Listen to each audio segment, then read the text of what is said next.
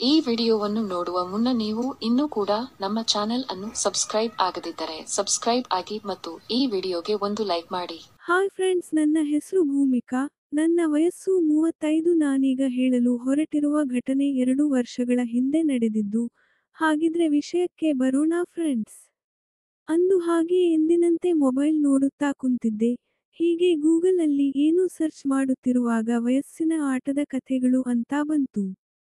ನಾನು ಏನಿದು ಅಂತ ಕುತೂಹಲದಿಂದ ಅದನ್ನು ಓಪನ್ ಮಾಡಿ ಓಡಿದೆ. ಈ ಪುಟದಲ್ಲಿ ಅನೇಕ ಭಾವನಾತ್ಮಕ ಕಥೆಗಳಿದ್ದವು.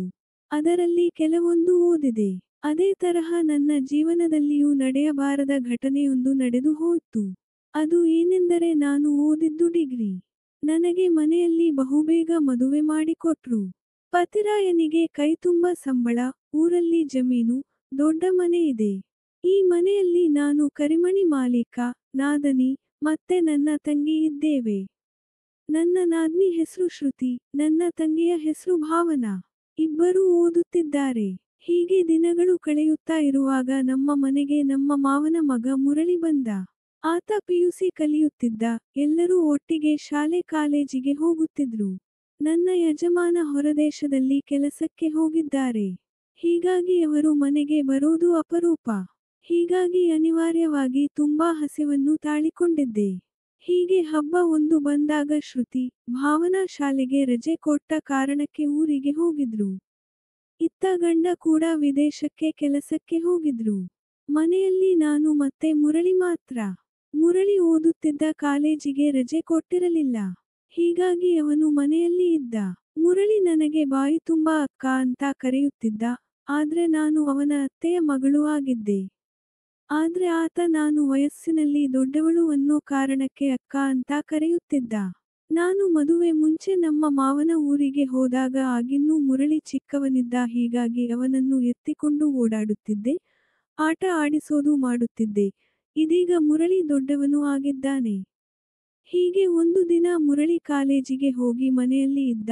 ನಾನು ಕೂಡ ಮನೆ ಕೆಲಸ ಮುಗಿಸಿ ರಾತ್ರಿ ಟಿವಿ ನೋಡುತ್ತಾ ಕುಂತಿದ್ದೆ. ಆಮೇಲೆ ಊಟ ಮುಗಿಸಿ ಪುನಃ ಟಿವಿ ನೋಡುತ್ತಿದ್ದೆವು. ಅವಾಗ ಯಾವುದೋ ರೊಮ್ಯಾಂಟಿಕ್ ಹಾಡೊಂದು ಹತ್ತಿತ್ತು. ಈ ವೇಳೆ ಮುರಳಿ ನನಗೆ ನೋಡತೊಡಗಿದ್ದ. ನಾನು ಅವನನ್ನು ಗಮನಿಸಿದೆ. ಆಗ ಮುರಳಿ ಏನ ನೋಡತ್ತಾ ಇದ್ದೀಯಾ ಕಳ್ಳ ಎಂದೆ. ಅವನು ಏನಿಲ್ಲ ಅಕ್ಕ ಅಂದ. ನನಗೂ ಹಸಿವು ಇತ್ತು. ಆದರೆ ಏನ ಮಾಡೋಕ್ಕೆ ಅವಕಾಶ ಇರದೆ ಸುಮ್ಮನೆ ಇದ್ದೆ. ಆದ್ರೆ ಇದೇ ಒಳ್ಳೆಯ ಅವಕಾಶ ಅಂತ ಮುರಳಿಗೆ ಏನು ನೀ ಏನ ಮಾಡ್ತಾ ಇದೀಯಾ ಅಂತ ನಂಗೆ ಗೊತ್ತು. ಕಲ್ಲಂಗಡಿ ಹಣ್ಣು ನೋಡಬೇಕಾ ಅಂದೆ. ಅವನು ಹೆದರುತ್ತಾ ಹೂಮಂದ. ನಾನು ಪಕ್ಕದ ಸೋಫಾ ಕಡೆಗೆ ತಿರುಗಿ ಹಣ್ಣು ತೋರಿಸಿದೆ. ಆತ ನೋಡುತ್ತಾ ಕುಳಿತ. ಆಮೇಲೆ ಮುರಳಿ ಒಂದು ಸಾರಿ ಹಣ್ಣು ಹಿಡಿಯಲಿ ಅಂತ ಕೇಳಿದ. ಮತ್ತೆ ಏನೂ ಬೇಕು ಅಂತ ಹೇಳಿದೆ. ಅವನು ಹಣ್ಣು ತಿನ್ನಬೇಕು, ಹಸಿವು ಆಗಿದೆ ಅಂದ. ನಾನು ಆಯ್ತು ತಿನ್ನು ಬಾ ಅಂದೆ. ಈ ಮಾತು ಕೇಳಿದ್ದೇ ತಡ ಅವನು ಬಹಳ ಆತುರದಿಂದ ಬಂದು ಹಣ್ಣು ಹಿಡಿದು ತಿನ್ನಲು ಬಂದ. ಆಗ ನಾನು ತಡಿ ಟಿವಿ ಬಂದ್ ಮಾಡತ್ತೇನೆ ಅಂತ ಹೇಳಿ ರೂಮ್ಗೆ ಕರೆದುಕೊಂಡು ಹೋದೆ. ಅಲ್ಲಿ ಮುರಳಿ ಹಣ್ಣುಗಳನ್ನು ಸರಿಯಾಗಿ ತಿಂದ. ಆಮೇಲೆ ಮತ್ತಷ್ಟು ಹಸಿವಿದೆ ಅಂದ. ಮೊದಲೇ ನನಗೂ ಹಸಿವು ಇತ್ತು. ಹೀಗಾಗಿ ಬಾಳೆಹಣ್ಣು ತಿನ್ನಲು ಶುರು ಮಾಡಿದೆ. ತುಂಬಾ ರುಚಿಯಾದ ಹಣ್ಣು ಆಗಿತ್ತು. ಆಮೇಲೆ ಮುರಳಿ ಜ್ಯೂಸ್ ಬೇಕು ಅಂದ. ನಾನು ಸರಿ ಕುಡಿ ಅಂದೆ. ಅವನು ಉಪ್ಪು ಇದೆ ಅಂದ. ಅದಕ್ಕೆ ಮತ್ತೆ ಕಲ್ಲಂಗಡಿ ಹಣ್ಣು ತಿನ್ನಲು ಆರಂಭಿಸಿದ. ನನಗೂ ಹಸಿವು ಇತ್ತು. ಹೀಗಾಗಿ ಬಾಳೆ ಹಣ್ಣು ಕೊಡು ಬೇಗ ಅಂದೆ. ಅವನು ಕೊಟ್ಟ. ಆಮೇಲೆ ಹೊಟ್ಟೆ ತುಂಬಾ ಹಣ್ಣು ತಿಂದೆ. ಅವತ್ತಿನಿಂದ ನಾನು ಮುರಳಿಗೆ ಹಣ್ಣು ಕೊಡುತ್ತಿದ್ದೇನೆ. ಮುಂದಿನ ಕೆಲವೇ ದಿನಗಳಲ್ಲಿ ಶುಭ ಸುದ್ದಿ ಬಂತು.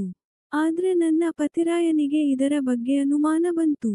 ಸ್ನೇಹಿತರೆ, ಮುಂದಿನ ಕಥೆಯನ್ನು ಮುಂದಿನ ವಿಡಿಯೋದಲ್ಲಿ ಹೇಳತ್ತೇನೆ. ಈ ಕಥೆ ನಿಮಗೆ ಇಷ್ಟ ಆದ್ರೆ ಚಾನಲ್ ಸಬ್ಸ್ಕ್ರೈಬ್ ಮಾಡಿಕೊಳ್ಳಿ. ಧನ್ಯವಾದ.